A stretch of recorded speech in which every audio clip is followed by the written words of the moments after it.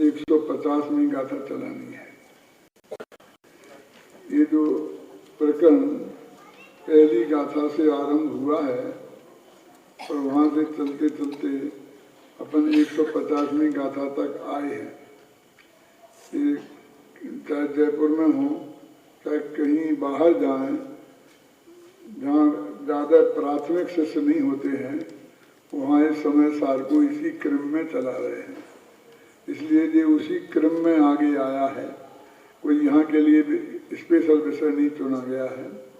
जहाँ अभ्यासी मुमुक्षु होते हैं वहाँ उसे चलाते हैं, और जहाँ अभ्यासी बिल्कुल नहीं होते हैं, समय सार नहीं चल सकता, ऐसी स्थिति होती है, तो वहाँ दूसरा विषय भी चलाते हैं।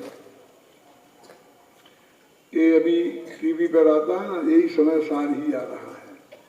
उसमें भी यही प्रकरण चल रहा है, और ये वहाँ से बढ़ते बढ़ते आएगा, ये भी बन जाएगा, ये भी आगे टीवी पर आएगा व्यवस्थित रूप से ढंग से करके। तो ये जो 50वीं गाथा है, जो निष्कर्ष की गाथा है, जो पुण्य पाप अधिकार शुरू किया था, और उसमें 5 गाथाओं में जो बात कही है, इस 6वीं गाथा में वो निष्कर्ष प्रस्तुत किया है। और वो निष्कर्ष क्या है कि रत्तो बंधति कम्मम जीवो मुंचति विराग संपत्तो एसो जनो विदेशो तम्मह कम्मेशु मां रज्जय विरक्त शिवरमणी बरे अनुरक्त बांधे कर्म को जिन देव का उपदेश यह मत कर्म में अनुरक्त हो। रागी जीव कर्म बांधता है और वैरागी जीव कर्म से मुक्त होता है, ऐसा जिनेंद्र भगवान का उपदेश है। इसलिए हे भव्य जीवो, किसी भी प्रकार के कर्मों में राग मत करो। सीधा सरल सादा अर्थ ये है इस गाथा का। अभी इसको हम थोड़ा ये विचार करें कि हम समय सार की पहली गाथा से और 150वीं गाथा तक कैसे आए हैं 5-10 मिनट में, जिससे आपको आइडिया मालूम पड़ा कि हम कहाँ खड़े हैं। जीवाधिकार में पर से एकत्व और ममत्व तोड़ाने की बात की थी। पर माने स्त्री पुत्र मकान जायदाद रुपया पैसा नगर देश गांव, यहाँ तक कि अपना शरीर और आत्मा में उत्पन्न होने वाले मोह राग द्वेष के परिणाम, ये सब मैं नहीं हूँ और ये सब मेरे नहीं हैं। इतनी बात 68 गाथाओं में बताई थी। बस एक लाइन में 68 गाथा का ये अर्थ है। बस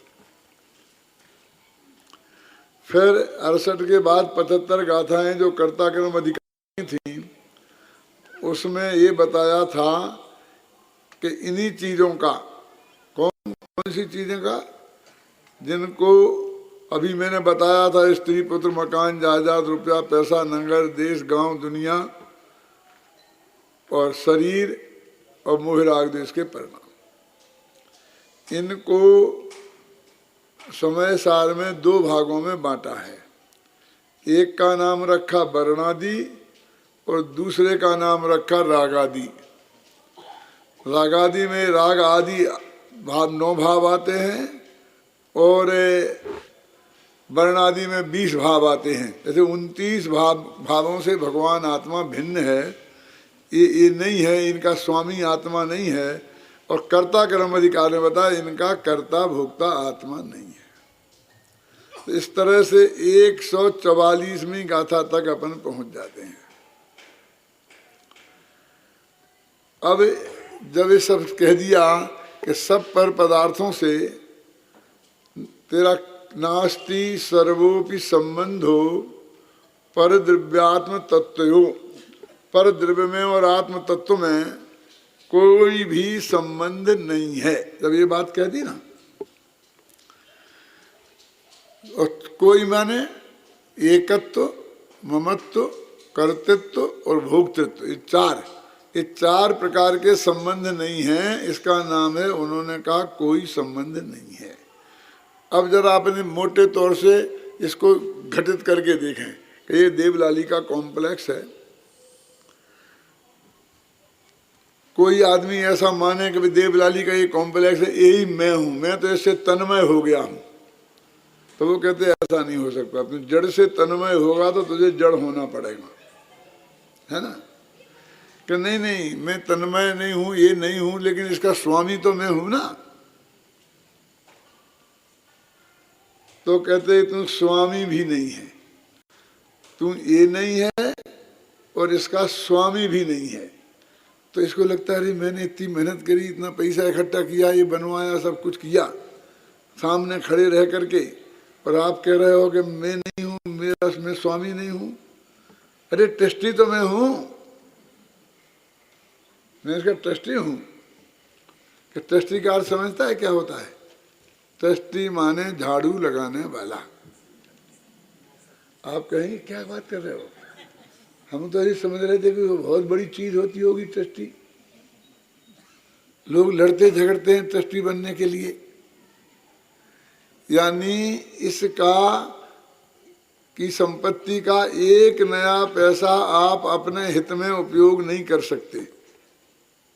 सिर्फ आपको इसकी ड्यूटी है कि लोगों ने जिस उद्देश्य से आपको जो पैसा दिया है, आप ईमानदारी पूर्वक उसमें उसका प्रयोग करें और कोई अनुचित प्रयोग नहीं हो इसको देखें, इसकी व्यवस्था करें। यही अर्थ हुआ ना। तो फिर क्या वही हो गया ना, ये नीट एंड क्लीन है, सफाई है क्या नहीं है, समय पर मंदिर में पूजा पाठ होता है कि नहीं है, ये सब यही अर्थ हुआ ना। तो तुम मालिक तो नहीं हो ना। जब वो उससे एक कहते हैं तो उसका सारा उत्साह ठंडा पड़ जाता है, लेकिन वो आसानी से छोड़ने वाला तो है नहीं। तो बड़ी तरकीब से कहता है भाई साहब मैं इसका स्वामी नहीं हूं, ये तो मैं भी जानता हूं, लेकिन मैंने खड़े रहकर बनवाया है, इसमें मेरा खून पसीना लगा है। मैंने ना सुबह देखा, ना शाम देखा, ना खाना देखा, ना पीना देखा। सब लोग बम्बई में बैठ के धंधा पानी करके करोड़ों रुपया कमा रहे थे, तब मैं 1:30 की दोपहरी में यहाँ खड़ा खड़ा एक काम देख रहा था। मैं इसका कर्ता तो हूं। तो कर्ता कर्म अधिकार में ये बताया कि तू इसका कर्ता भी नहीं है। कर्ता कौन होता है? या परिणमति स कर्ता, जो जिस रूप परिणमित होता है वह उसका कर्ता होता है। तो तू इस बिल्डिंग रूप परिणमित हुआ है? नहीं हुआ है, तू तो अलग खड़ा है। इसलिए तुझे कर्ता बनना है तो बिल्डिंग बनना पड़ेगा, बिल्डिंग का कर्ता तब बनेगा। और बहुत तर्क और युक्तियों से और आगम के प्रमाण दे दे करके ये सिद्ध किया। तो और इसका थोड़ा अभिमान गला। अभिमान माने मिथ्यात्व संबंधी एकत्व, ममत्व, कर्तृत्व, भोक्तृत्व बुद्धि वाला अभिमान। तो फिर ये कहता है साहब इसका उपयोग करने का तो अधिकार मुझे है। मैं यहाँ दर्शन पूजन तो कर सकता हूँ, मैं यहाँ प्रवचन सुन तो सकता हूँ, भले ही करने नहीं सकता हूँ तो सुन तो सकता हूँ कि हाँ ये कर सकते हो। तो किसी ना किसी तरीके से वो अपना संबंध कायम रखना चाहता है। तो वो कहते भैया जो जिसका कर्ता होता है वही उसका भोक्ता हुई होता है। जब तू इसका कर्ता नहीं है तो भोक्ता भी नहीं हो सकता। करे सो भोगे। मिट्टी ने घड़े को बनाया है तो मिट्टी ही घड़े को भोगेगी, तू नहीं भोग सकता। तो जब एकत्व, मत्व, कर्तृत्व और भोक्तृत्व चारों तरफ से तुम्हें कहीं खड़ा नहीं होने दिया, आगम के प्रहार से, युक्तियों की मार से जब आपको ये स्वीकार करा लिया, तब भी अंदर में जो इसका एकत्व, ममत्व, कर्तृत्व और भोक्तृत्व का भाव समाहित है वो कहीं ना कहीं रूप में प्रकट होता है। फिर वो कहता है पंडित जी एक बात बताओ। आज तक जितने पंडित आए सबने कहा गजब कर दिया आपने, गजब किया है आपने, गजब किया है, इतना बढ़िया, 6 महीना में इतना बढ़िया बना दिया, ये कर दिया वो कर दिया। एक पंडित आप मिले हो जो धन्यवाद देना तो बहुत दूर और कुछ नहीं किया, कुछ नहीं किया, कुछ नहीं किया का ज्ञान करा रहे हो। अब एक बात मैं ईमानदारी से आपसे पूछता हूं कि मैंने तो कुछ नहीं किया, लेकिन ये बना कैसा है ये बताओ आप। क्यों? तब वो कहता बना तो एकदम ए बन है, इसकी बात तो माननी पड़ेगी। तो वो कहता आपने इतना कह दिया तो अब मुझे बहुत संतोष है। किस बात का संतोष है तेरे? तेरा क्या लेना देना इससे? ये बहुत बढ़िया बना है, इससे तेरे को संतोष क्यों हुआ, मेरे को क्यों नहीं? यहाँ हर बैठे हुए आदमी को संतोष क्यों नहीं? ये क्यों नहीं कहता मुझे बहुत संतोष है? क्योंकि तेरे अंदर जो कर्तृत्व का अभिमान था ना, तो वो हमने नहीं माना। तो तरकीब से तुम उसको पुष्टि करता है कि बनाया तो मैंने ही है और तुमने कह दिया बहुत बढ़िया बनाया, इसका मतलब है बनाने मैं करता हूं तो मैंने बहुत बढ़िया काम किया, ऐसा अर्थ करके वो उसकी पुष्टि करना चाहता है। तो फिर पुण्य पाप अधिकारक में उसी बात को आगे बढ़ाते हैं कि दुनिया में कोई चीज अच्छी बुरी होती ही नहीं है, पर है वो पर है। जिसमें हमारा कुछ नहीं चलता उसमें अच्छे बुरे का भेद करने से क्या लाभ है बोलो? क्या? जब तेरा कोई संबंध ही नहीं है तो वो अच्छा है या बुरा है इससे क्या लेना देना है? तो वो पुण्य पाप अधिकार में उन्हीं कार्यों को जिनमें वो अपना कर्तृत्व भोक्तृत्व रोपे हुए था अच्छे और बुरे का भेद करते हैं। तो वो कहते हैं कि पर पदार्थों में अच्छे और बुरे का भेद करना ये बेईमानी है, ये तत्व ज्ञान के प्रति बेईमानी है। देखो जरा हम समझें कैसी बेईमानी है। एक आदमी अपने लड़का के लिए लड़की देखने गया। कोई आदमी खुद के लिए भी जा सकता है, लेकिन मैं अपने उदाहरण में शालीनता कायम रहे इसके लिए ये कहता हूं कि अपने लड़के के लिए लड़की देखने गया। क्या है? और जब एक लड़की दिखी मंदिर से आती हुई, उसे बहुत अच्छी लगी, सुंदर लगी, तो उसे विकल्प आया कि यदि ये मेरी बहू बन जाए, बेटे की पत्नी, तो बहुत अच्छा रहे। तो लोगों से पूछता है कि ये किसकी लड़की है? तो लोग बताते हैं फलां सेठ की है, ऐसा है वैसा है, सब बताते हैं।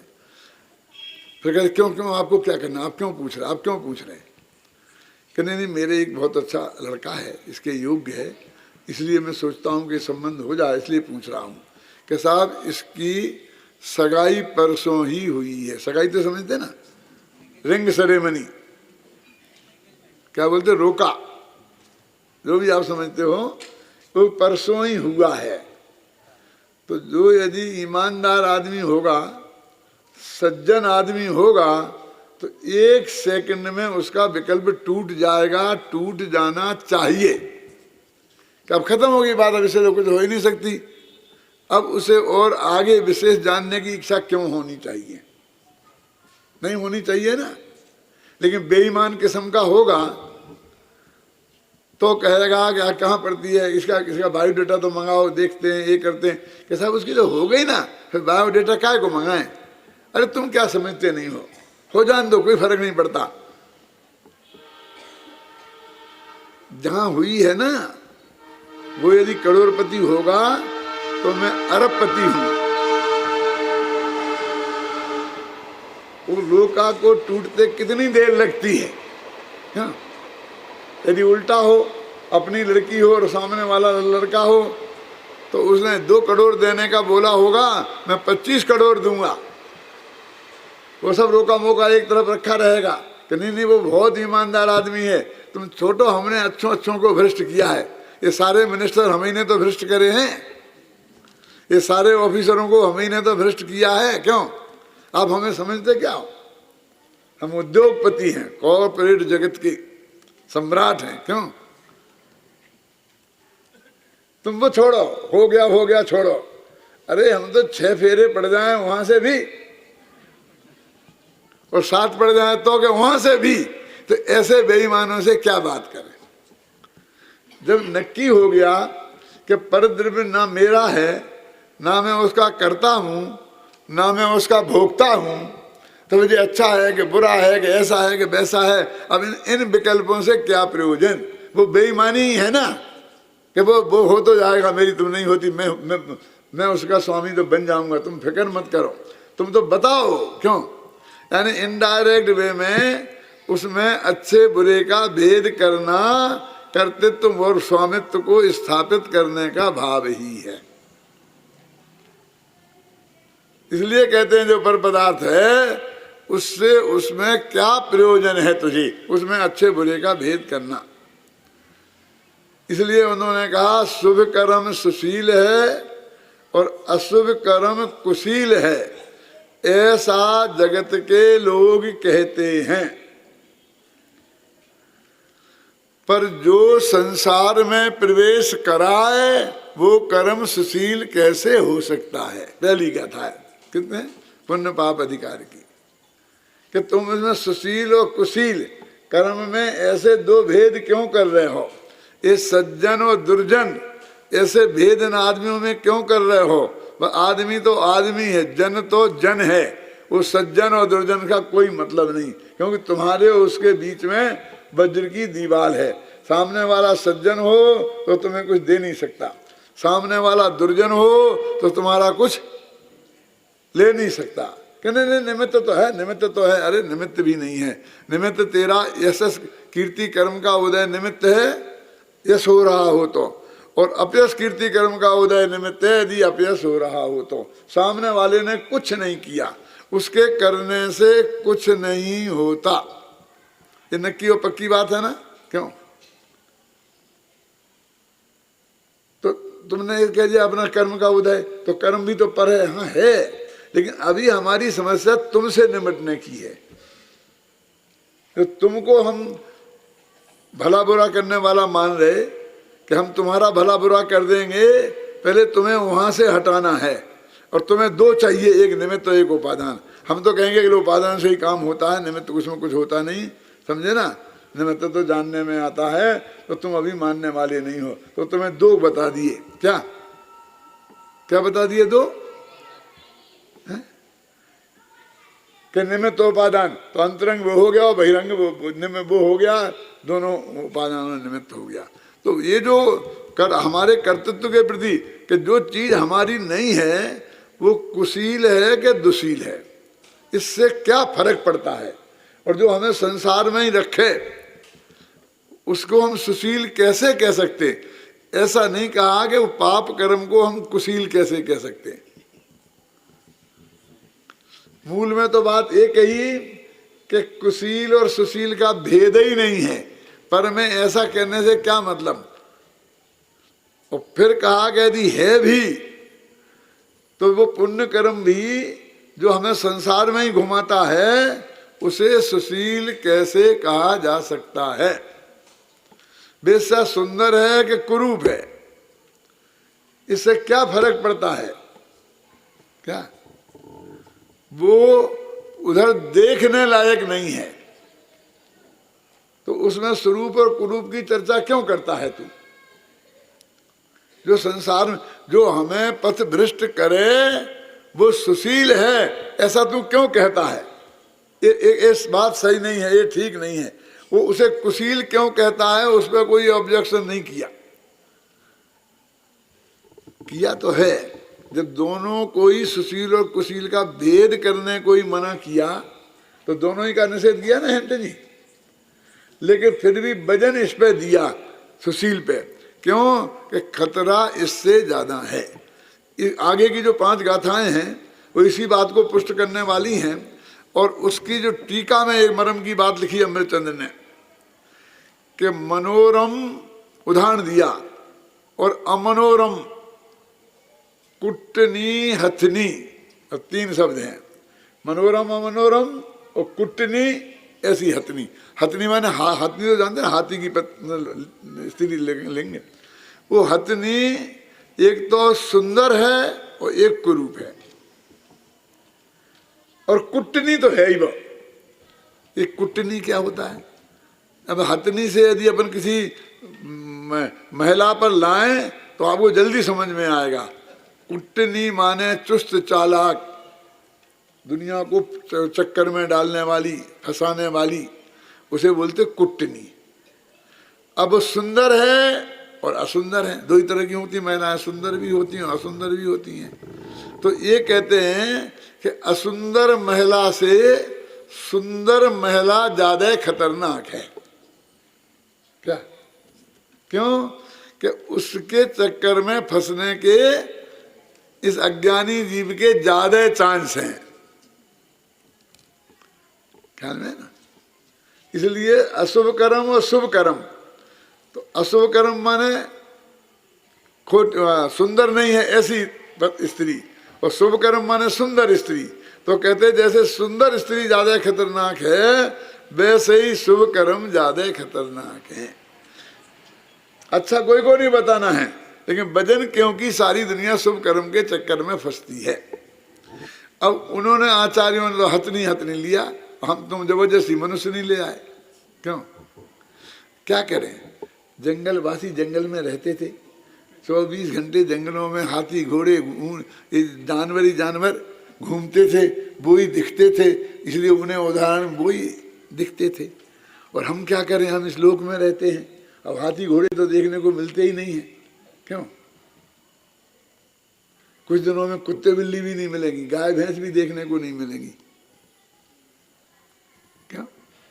कहाँ से लाएंगे हम उदाहरण? हमारे जयपुर में कोई 40 किलोमीटर के भीतर गाय नहीं रख सकता। 40 किलोमीटर बाहर जाना पड़ेगा जयपुर में गाय को रखने के लिए। क्यों? कि वो सड़कों पे घूमती हैं, वो गोबर करती हैं, वो गंदगी फैलाती हैं, वो बीमारियां फैलाती हैं, वो एक्सीडेंट होता है उनके कारण से। कौन देखने जाएगा 40 किलोमीटर देखने? दूध तो देखेंगे, लेकिन कोई बच्चों को समझाएंगे दूध कहाँ से आता है, तो इन्हें चित्र में बताना पड़ेगा कि ऐसी एक गाय होती है और उसमें से दूध आता है, और उनकी समझ में नहीं आएगा, देखने को नहीं मिलेंगी। क्यों? अभी अपन को तो देखने को मिलते हैं ना। बंबई में हाथी का जुलूस निकाल सकते तुम? तो बंबई के बच्चों को हाथी देखने को कहाँ मिलेगा? नहीं मिलेगा ना। तो इसलिए वो तो कोई बड़ी बात नहीं है। इन्होंने 3 बात उदाहरण दिए आचार्य देव ने, अमरचंद्र ने, कि एक तो मनोरम कुटनी हथनी और एक अमनोरम कुटनी हथनी। समझ में आ रही कि नहीं? और दूसरी एक जबरदस्त लड़ाकू हाथी। 3 का उदाहरण दिया। क्या?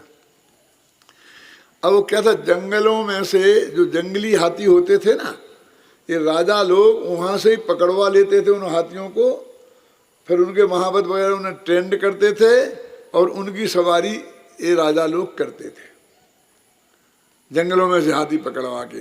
तो उसके लिए क्या करते थे उस जमाने में? अमृतचंद्र ने जंगल में बैठे बैठे ये सब नाटक देखा होगा। क्या? कि एक बहुत बड़ा गड्ढा खोदा जाता था, उस गड्ढे के अंदर बिल्कुल खाली, और ऊपर से ऐसी वो उसकी छत बनाई जाती थी लकड़ी वकड़ी की, डालियों की, और ऊपर से घास जैसी उगाकर और उस पर मिट्टी डालकर ऐसा कर दिया था, बिल्कुल यहाँ बिल्कुल जमीन है, ये मिट्टी है, अंदर पूरा गड्ढा नहीं है।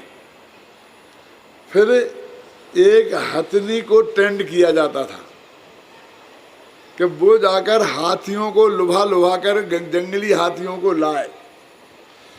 और वो हथनी कुटनी इसलिए कि वो उसे धोखा दे करके लुभा करके लाए ना। तो रागी हाथी उसके पीछे पीछे आते थे। उस हथनी को तो मालूम है कि यहाँ गड्ढा है, तो ऐसा बगल में काट के निकल जाती थी, और हाथी तो उसका पीछा करता था ना, तो जल्दी पकड़ में आ जाए, इसके लिए वो सीधा भागता, उसे दिखती नहीं, और उस गड्ढे में गिर जाता था। और फिर उसे 10-5 दिन भूखा रखते थे, फिर जगह मारते पीटते थे, फिर उसे कोई आदमी जाके खिलाता था महावत। धीरे धीरे वो समझने लगता था ये मेरा हितैषी है, ये रोजाना मेरे खाना खाने को लाता है, तो उससे वो फिर अच्छा व्यवहार करता, फिर वो उसे उसमें ट्रेंड करता, जब वो बिल्कुल शांत हो जाता तब उसे निकालते और हाथी में, ये तरीका था। अब आचार्य ने 3 रखे, एक सुंदर हथनी, एक कुरूप हथनी और एक हाथी। हाथी क्या करता था कि उसे जाकर ललकारता था, चिंगारता था युद्ध के लिए, और जब वो उसे लड़ने के लिए आता था तो ये भागता था और उसके पीछे पीछे वो भागता था, और वो हथनी जैसे ही रास्ता काट के निकल जाता था और 2 आदमी गड्ढे में गिर जाता था दूसरा हाथी। तो 3 उदाहरण काय को बनाए, एक से ही काम चला लेते ना, क्योंकि उन्हें 3 चीजें बतानी थी, एक द्वेष और एक शुभ राग और एक अशुभ राग।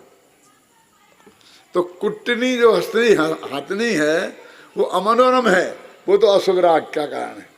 जो सुंदर है वो शुभ राग है, और वो जो हाथी है वो देश है। वो 2 हाथी लड़ते हैं ना तो देश हुआ ना, तो वो हाथी क्यों गड्ढे में गिरा? तो एक मूल बात तो तीनों में एक कॉमन है। कौन सी है हेमचंद जी? कि तीनों हाथियों को पता नहीं है कि यहाँ गड्ढा है, माने अज्ञान। तो हाथी उस गड्ढे में क्यों गिरा? तो पहला कारण तो है अज्ञान, माने मिथ्यात्व, माने जहां पर गड्ढा था उसको उसने समतल भूमि समझा, ये अज्ञान। और दूसरा राग, जो कुरूप स्त्री के पीछे भी भागा, और तीसरा शुभ राग, जो उसे के पीछे भागा सुंदर हथनी के पीछे, और चौथा द्वेष, उस हाथी को मारने के लिए भागा। तो राग, देश, शुभ अशुभ राग और अज्ञान के कारण जीव बंधन को प्राप्त होता है, ये बात उन्हें समझानी थी। तो ये उदाहरण उन्होंने यहाँ चुना।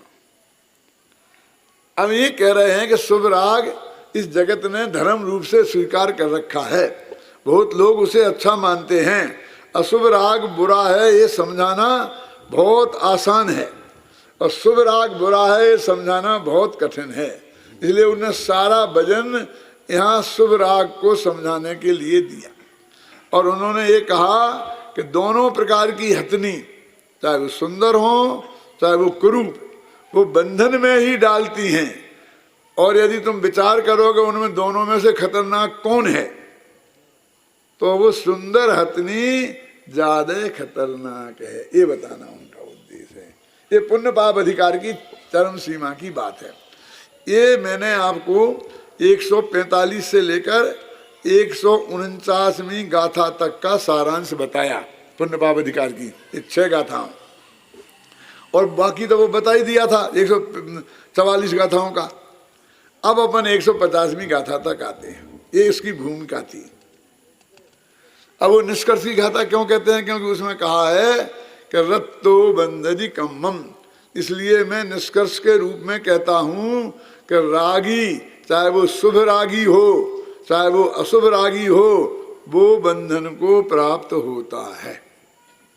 रत्तो बंधदी कम्मम, रागी जीव कर्म बांधता है। अब कौन सा कर्म बांधता है? अच्छा बांधता है कि बुरा बांधता है? क्यों? ये किनका काम है? जिन्हें नहीं बंधना है वो तो ऐसा भेद करेंगे नहीं, लेकिन जिन्हें पाप नहीं बांधना है और पुण्य बांधना है, जिन्हें पाप का उदय नहीं चाहिए और जिन्हें पुण्य का उदय चाहिए, वे ही ऐसा भेद करेंगे ना। नीतिकार ने एक बहुत सुंदर श्लोक लिखा है, पाप फलम नेक्षन्ति पापम कुर्वन्ति जंतवः। ये सारी दुनिया पाप के फल को चाहती नहीं है पर पाप करती है। और पुण्य फलम इच्छन्ति पुण्यम न कुर्वन्ति जंतवः। पुण्य के फल को चाहते हैं लेकिन पुण्य कोई नहीं करता। ऐसा वो अभी धर्म तक गए नहीं, वो तो लौकिक नीति की बात है। अब तो थोड़ा छाती पे हाथ रखकर अपन विचार करें। अब अपन तो ये सब पक्का मानते हैं ना कि हमको जो भी रुपया पैसा धन संपत्ति और ये सब मिली है, अनुकूल पत्नी वगैरह, ये सब पुण्य के उदय से मिली है। मानते कि नहीं मानते? इसमें भी मैंने प्रश्न चिन्ह लगाऊंगा, लेकिन अभी नहीं लगाऊंगा, मैं कई दफे समझा चुका उस बात को। अभी तो मुझे अगली एक अलग बात बतानी है कि पुण्य के फल से हमको ये सब मिलेगा, तो फिर पुण्य करना चाहिए ना इसको प्राप्त करने के लिए।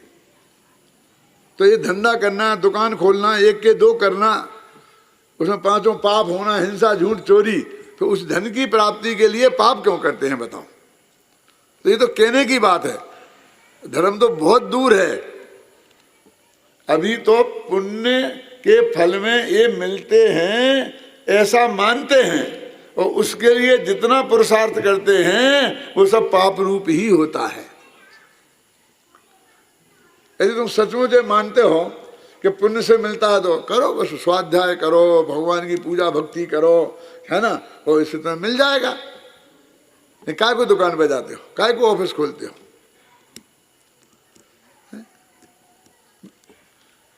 तो वो कहते देखो सारे जगत की यही पोजीशन है, वे अपने ज्ञानी मानने वालों की भी यही हालत है, अज्ञानी मानने वालों की यही हालत है।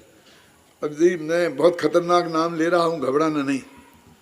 भरत चक्रवर्ती यदि चक्रवर्तित्व पुण्य के उदय से मिलता है तो 60,000 वर्ष तक लड़ने के लिए क्यों गए? वे तो जानते थे ना। मैं उनके ज्ञान पर शक नहीं कर रहा हूं, मैं ये कहता हूं अज्ञानी ही नहीं, ज्ञानियों में भी ऐसी प्रवृत्ति देखी जाती है। श्रद्धा ये पक्की है कि चक्रवर्तित्व पुण्य के उदय से मिला है, समझे ना। इसे बोलते हैं निधत्ति निकाचित कर्म। अपन क्या समझते हैं, कोई बहुत खोटे कर्म होते होंगे कि वो निधत्ति निकाचित। निधत्ति निकाचित मतलब क्या है कि जिनका फल भोगे बिना चले नहीं, भोगना ही पड़े गारंटी से, उसको बोलते हैं ना। तो तीर्थंकर जो पद है वो उसको छोड़ नहीं सकते। चक्रवर्ती पद है कि मुझे नहीं लड़ना, मैं तो दीक्षा लूंगा, ये नहीं, उसे भोगे बिना नहीं चलेगा। आप समझ गए ना। जिन कर्मों को आप बहुत खराब कहते हो वे ये हैं। मोटानी जी दत्ती ने कहते जैसे चेहरा ऐसा हो जाता है जैसे बहुत के, और जब चक्रवर्ती की बात आती है तो गलिया गलिया खेलने लगते। अरे भाई यही है ना वो, हैं कि बिना भोगे नहीं कटेंगे। लेकिन ये जानते हैं कि हमको 6 खंड का मालिक बनना ही है, पुण्य का उदय आ गया तो टलेगा ही नहीं, तो फिर क्यों लड़ने गए? कि नहीं साहब वो तो जाना ही पड़ेगा, वो तो भोगना ही पड़ेगा, वो तो करना ही पड़ेगा। नहीं करना, नहीं जाना, क्यों? लेकिन नहीं, उनको उस भूमिका में भी वो जाने का भाव ही आता है। ऐसा नहीं कि भाव नहीं है और जबरदस्ती डंडा मार के किसी ने भेज दिया हो। क्या? तो वो कहते हैं जगत में अज्ञानियों की तो ये परिणति है, तो क्या गजब है। ज्ञानियों में भी ये परिणति देखी जाती है कि स्पष्ट ये बात है कि ऐसे बड़े संयोग प्रयत्न से नहीं, पूर्व कर्म के उदय के अनुसार मिलते हैं, फिर भी आदमी प्रयत्न किए बिना मानता नहीं है।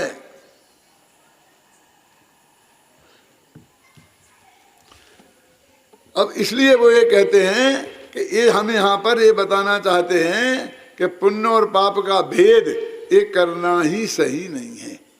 पुण्य पाप अधिकार लिखा, तो हम कहते पुण्य पाप अधिकार लिख रहे, तो पुण्य किसे कहते हैं, पाप किसे कहते हैं, ये स्वरूप समझाना चाहिए। फिर पुण्य बंध कैसे होता है उसकी विधियां बतानी चाहिए, फिर पाप बंध कैसे होता है उसकी विधियां बतानी चाहिए। ये तो बातें नहीं करते, ये क्या बात कर रहे हैं? क्या निर्जराधिकार लिख रहे, तो निर्जरा कितने प्रकार से होती है वो समझाना चाहिए। वो तो बात ही नहीं करते हैं कि ज्ञानवंत के भोग निर्जरा हेतु हैं और अज्ञानी को वही कर्म फल देते हैं। क्या ले बैठे? कुंद कुंद की एक अद्भुत बात है, जब कोई भी बात आती है तो पहले उसे स्वरूप समझाना चाहिए ना। पुण्य पाप किसे कहते हैं, वो तो बात समझाते ही नहीं है। वो तो कहते पुण्य भी सोने की बेड़ी है और पाप लोहे की बेड़ी है, और दोनों बेड़ियां हैं, और बेड़ी बंधन का कारण है, मुक्ति का कारण नहीं है। हमें तो मुक्ति के मार्ग में जाना है, तो बंधन की चर्चा क्यों करना। और सोने की हो चाहे लोहे की हो, बेड़ी की बात करो ना, सोने की और लोहे की बात क्यों करते हो? सोना और लोहा क्यों दिखता है तुम्हें? तुम्हें बंधन क्यों नहीं दिखता है? ज्ञानियों को उसमें बंधन दिखता है, अज्ञानी को उसमें सोना दिखता है। अंतर समझे ना? तो वो कहते हैं कि पुनः अधिकार की थीम ये है। अब ये इसमें लिखा है कि एसो जिनोपदेशो, कि ये जिनेंद्र भगवान का उपदेश है।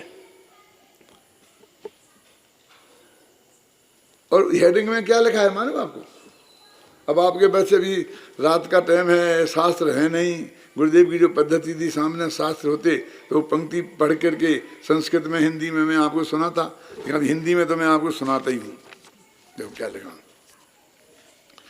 सभी प्रकार का राग भाव बंध का कारण है।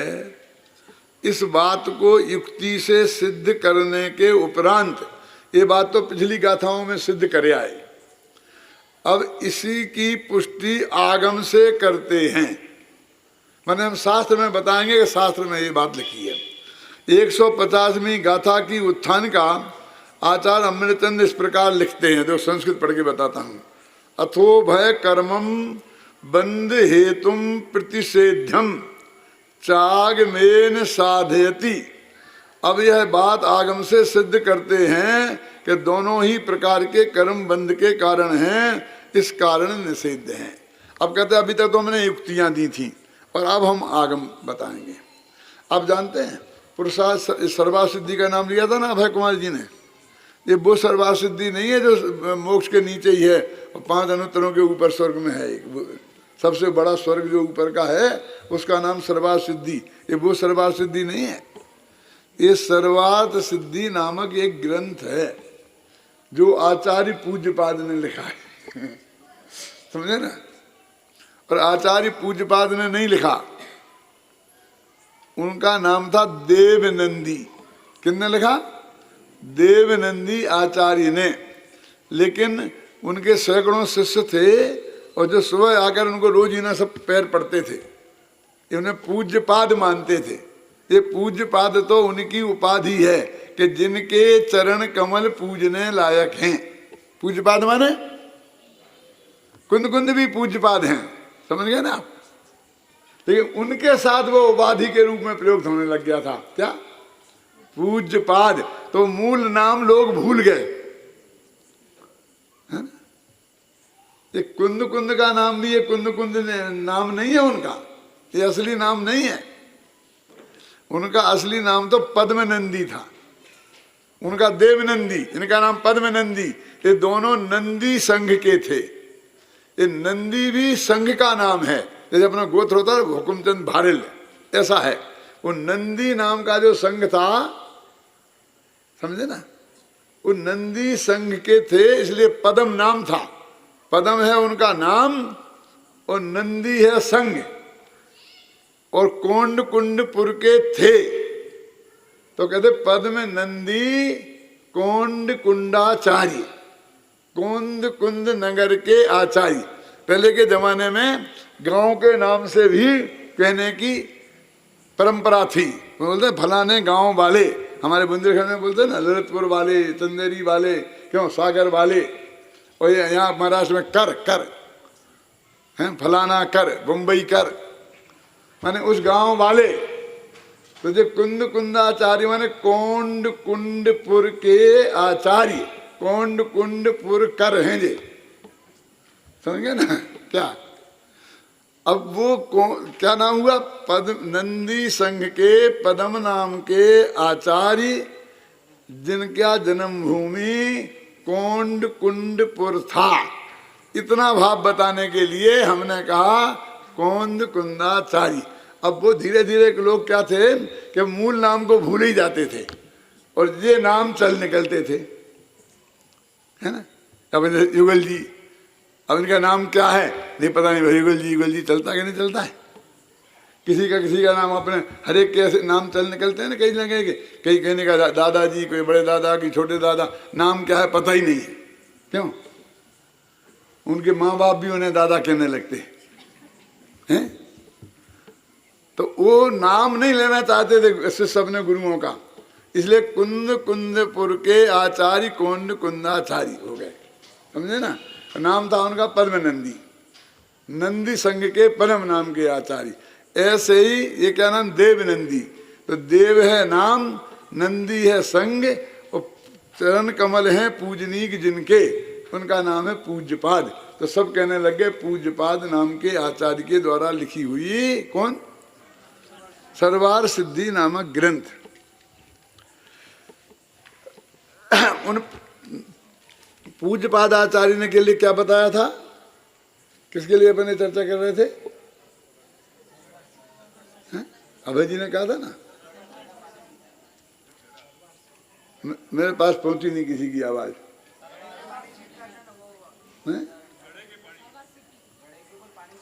हाँ, वो घड़े के पानी के लिए उन्होंने उदाहरण दिया है। तो वो तो घड़े के पानी का उदाहरण के लिए उन्होंने पता। अपन यहाँ ये कह रहे थे कि वो पूज्यपाद जो लिखा ना, ऐसो जनोब देशे, तो वो कहते हैं कि ये कौन से आचार्य का लिखा हुआ कौन सी पंक्ति है, वो कह रहे हैं ना आगम से सिद्ध करते हैं, तो बताना चाहिए ना, लेकिन इसमें तो बताया नहीं गाथा में। गाथा में ऊपर तो क्या लिखा कि अब तक तो युक्त उन वे बता पूज्यपाद आचार्य ने उसी सर्वार सिद्धि नामक ग्रंथ में ये लिखा है कि अपनी कोई बात सिद्ध करना हो तो कैसे सिद्ध करें, तो उन्होंने जवाब दिया आगम तो युक्तिश्चय, आगम से और युक्तियों से सिद्ध करो। उनने नियम बताया, क्या नाम नियम बताया, आगम तो युक्तिश्चय, आगम से और युक्ति से इस बात को सिद्ध करो। तो वो आचार्य कह रहे हैं कुंद कुंद कि मैं आगम से तो युक्ति से तो सिद्ध कराया कि उसको हम सुशील कैसे कह सकते हैं जो संसार में प्रवेश कराए, और उसमें अच्छे बुरे का भेद करना अच्छी बात नहीं है। क्या हम युक्ति से तो सिद्ध करे आए, अब आगम से सिद्ध करते हैं। तो इससे तो ये लगता है कि कोई शास्त्र का नाम बताना चाहिए था, लेकिन शास्त्र का नाम तो बताया नहीं। क्या लिखा है, ऐसो जिनो विदेशो, ये जिनेन्द्र भगवान का उपदेश है। भाई इतना कह दिया, इस शास्त्र का प्रमाण है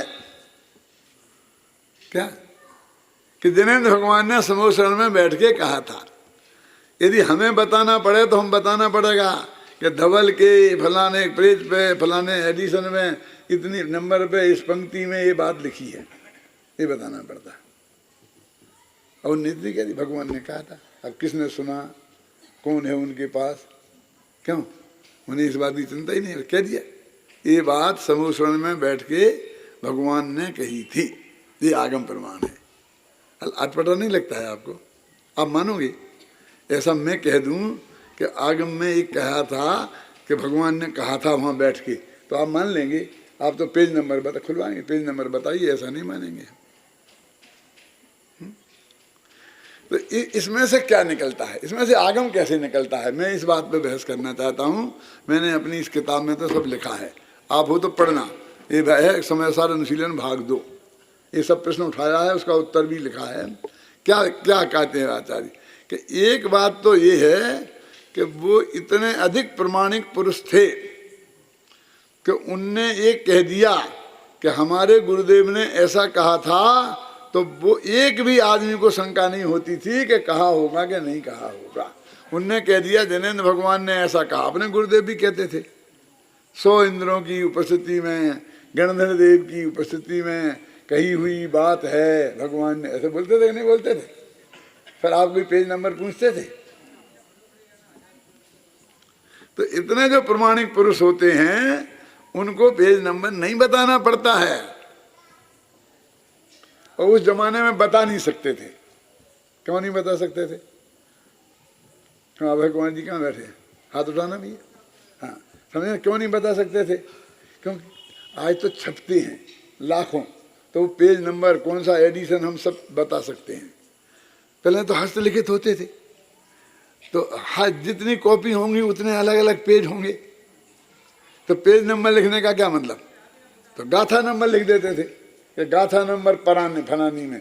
तो गाथा भी कैसे, समयसार की गाथाएं, अमरचंद ने जो टीका लिखी उसमें 415 गाथाएं हैं, और जयसेन ने टीका लिखी उसमें 445 गाथाएं हैं, तो नंबर भी बदल गए उनके। तो गाथा का नंबर भी कैसे लिखें बोलो?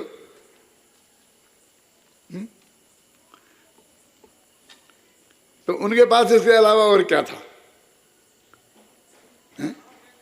अपना भी अब तुम कहो गुरुदेव की बात जाना, अपन नहीं कहते हैं कि एक दफे सोनगढ़ में हमने गुरुदेव श्री से पूछा कि ऐसा ऐसा, तो गुरुदेव श्री ने ये जवाब दिया। क्यों? जगन मोहन लाल जी की चिट्ठी आई थी तो वहाँ पढ़ी गई थी और उसमें लिखा था कि हे गुरुदेव श्री, आप इतनी आडंबर पूर्वक अपनी जन्म जयंती क्यों मनाते हैं, है ना? तो गुरुदेव श्री ने जवाब दिया था कि मत मनाओ। कहने आप मना क्यों नहीं करते हैं? जो लोग मनाते हैं कि हम इसलिए मना नहीं करते हैं कि जन्म जयंती के नाम पर कुछ पैसा आ जाता है तो शास्त्रों की कीमत कम हो जाती है और जन जन तक शास्त्र पहुंच जाते हैं। क्यों? मौलाना जी कहा था ना, तो हमने भी तो ऐसे कह दिया ना, ये सो जनोपदेश कानजी स्वामी ने कहा था। बताओ कहाँ लिखा है, बताओ। अब बताएं कौन सा पेज में निकाल के बताएं। वो प्रवचन में होता तो वो उनके प्रवचन का भी निकाल के बता देते, वो तो चर्चा के बीच में बात आई। क्यों? उसको तो टेप होता नहीं था, तो वो चलती है ना ऐसी बात, और कोई शंका भी नहीं करता है। मगर हाँ मैं भी था उस वक्त, तो अभी 10-5 साल तक 10-5 आदमी मिलेंगे, 10-5 साल वे भी नहीं मिलेंगे और कहानी तो चलेगी। क्यों? फिर मोटानी जी गुरु प्रसाद में लिख देंगे तो हम कह देंगे गुरु प्रसाद फला महीने का पेज नंबर 1 हो जाएगा कि नहीं? क्या? तो एक तो ये बात थी कि उनने मुनि थे साथ में, कहाँ किताबें कहाँ रखी है, कौन सा पेज निकालें, 24 घंटा अपने साथ किताबें लेके थोड़ी चलते थे। क्यों? कहाँ लाइब्रेरी में पेज लेने जाएं? उनने कह दिया ये सो जनोपदेशो पर्याप्त है। एक बात। और दूसरी बात कि उस वक्त तक शास्त्र ही ज्यादा लिखे नहीं गए थे, वो तो लिखने का काल था। भूतबली पुष्पदंत ने सठखंडागम लिखा था और उसी लगभग उसी समय इनने ये लिखा था। तो पहले कोई किताब का नाम कैसे लेते? वो सारा ज्ञान मौखिक चल रहा था। क्यों? तो उनके गुरु ने कहा था भगवान की दिव्यध्वनि में ये आया था, उनने उनके गुरु से सुना था, ये सुना था। और वो इतने प्रमाणिक पुरुष थे जिन्हें अपने शिष्य से कह दिया तो जैसे उनने सीधा उनने खुद ही ने सुना हो ऐसी रूप में गौरव के साथ कहते थे। तो उनने कह दिया, वे कहते ये आगम प्रमाण है। अब देखो उनने तो लिखा एसो जनोपदेशो, और अम्बे चंद्र ने उसका अर्थ क्या निकाला कि इनने ये आगम प्रस्तुत किया है। एक बात और समझ लो, यदि ये प्रसंग आ गया है तो ये आगम माने क्या होता है? तो अपन कहते हैं ये शास्त्र है ना, समय सार फलाना फलाना, ये आगम। आगम माने पहले से चला आया ज्ञान। आगम माने पहले से चला आया ज्ञान, भगवान की दिव्य ध्वनि से चला आया ज्ञान, चाहे वो मौखिक आया हो, चाहे लिखित आया हो, चाहे कैसा ही हो, इसलिए वो भी आगम हो गया। ये अपन बोलते हैं पूर्व, 14 पूर्व है ना। ये पूर्व क्या है? इसका पूरा नाम क्या है मालूम आपको? ये श्रुत ज्ञान के भेद हैं। तो पूर्व श्रुत इसका पूरा नाम है कि पहले जो बात सुनी गई थी, ये पूर्व का ज्ञान भगवान महावीर से गौतम स्वामी ने सुना था, गौतम स्वामी से उनके भक्तों ने सुना था, उनसे उनने सुना था, पढ़ा था नहीं। जो सुन कर चला आया, पूर्व श्रुत, पहले से सुन कर चला आया, इसलिए उसे आगम कहते हैं, उसे श्रुत ज्ञान कहते हैं, उसे पूर्व श्रुत कहते हैं। ख्याल में है ना? तो ये ऐसो जनोपदेशो, उनने कह दिया ऐसा जैन भगवान का उपदेश है। क्या उपदेश है जैन भगवान का? कि रागी जीव कर्म बांधता है और बैरागी जीव कर्म बांधता नहीं है।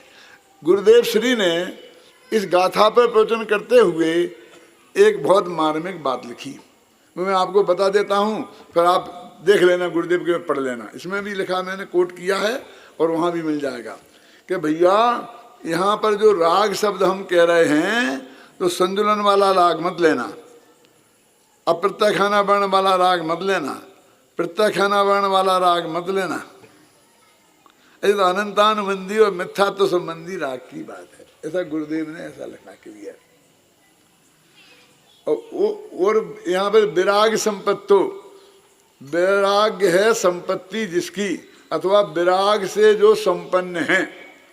तो यहाँ पर वो विराग मत लेना जो नग्न दिगंबर दशा हो गई, घर द्वार छोड़ के स्त्री पुत्र आदि चले गए, वो मिथ्या तो अनंतानुबंधी गई, उसका नाम है विराग संपत्तो, वो वैरागी है। क्या? और वो बंधन को प्राप्त नहीं होते और रागी बंधन को प्राप्त होते हैं। तो यहाँ पर बंधन का अर्थ तीर्थंकर प्रकृति बंधन नहीं लेना, पुण्य पाप का बंधन नहीं लेना। यहाँ तो काय का बंधन है कि वो जो पहले गुणस्थान में जो प्रकृतियां बंध होती हैं उनका बंध को बंध लेना, ऐसा अर्थ है इसका। ये गुरुदेव श्री अपन को नहीं बताते तो अपन ये बात निकाल सकते थे क्या? वो कह रहे, हम कह रहे हैं कि रागी बनते हैं और बीतरागी नहीं बनते। बीतरागी नहीं, विरागी। तो यहाँ रागी का मतलब अनंतानुबंधी और मिथ्यात्व सहित, और विरागी माने अनंतानुबंधी और मिथ्यात्व रहित, ऐसा चक्रवर्ती भी हो सकता है और वो बंधता नहीं है, ये कह रहे हैं। ये गुरुदेव श्री ने इसका अर्थ निकाला है। ये सब मैंने पढ़ा है, पहले लिखा भी मैंने था, फिर पढ़ा भी सब है। अभी जरा मेरे को पढ़ने में इतनी अनुकूलता नहीं मिलती, इसलिए नहीं पढ़ता। आप घर पे बैठ के शांति से पढ़ लेना, लेकिन मैं वो ही बोल रहा हूँ अक्षर अक्षर जो इसमें लिखा है और जो बात उसमें कही गई है। ख्याल में है ना? रत्तो बंदधिकम जीवो मुंचति विराग संपत्तो एसो जनो विदेशो तम कम्मेशु मारज्जे। इसका हिंदी अनुवाद, विराक्त से रमणी बरे अनुराक्त बांधे कार्म को जिन देव का उपदेश यह मत कर्म में अनुरक्त हो। कर्म में अनुरक्त हो ना, क्या मतलब? कर्म माने पुण्य कर्म, कर्म माने पाप कर्म। क्या इनमें तुम अनुरक्त मत हो, इनमें सुख बुद्धि मत करो, इन्हें अच्छा मत मानो, ये कहना चाहते हैं। अभी देखिए मत कर्म में, इसमें एक बात और लिखी गुरुदेव ने। इसमें क्या लिखी कि ये पुण्य कर्म और पाप कर्म द्रव्य कर्म की बात नहीं है, ये पुण्य पाप भाव की बात है। और पुण्य पाप के उदय में होने वाला जो भावोदय, वो अनुकूल संयोग वाली बात नहीं, जो अंदर में राग भाव होता है ना, उसकी बात है। यानी इसको आत्मा के भावों, शुभ अशुभ भाव पर लेना, इसको वो जड़ पौद्गलिक कर्म पर नहीं लेना। माने तुम शुभाशुभ भावों में अनुरक्त मत हो, एक को बुरा एक को अच्छा, ये धंधा मत करो। ये सारे भाव त्यागने योग्य हैं। शेष कर।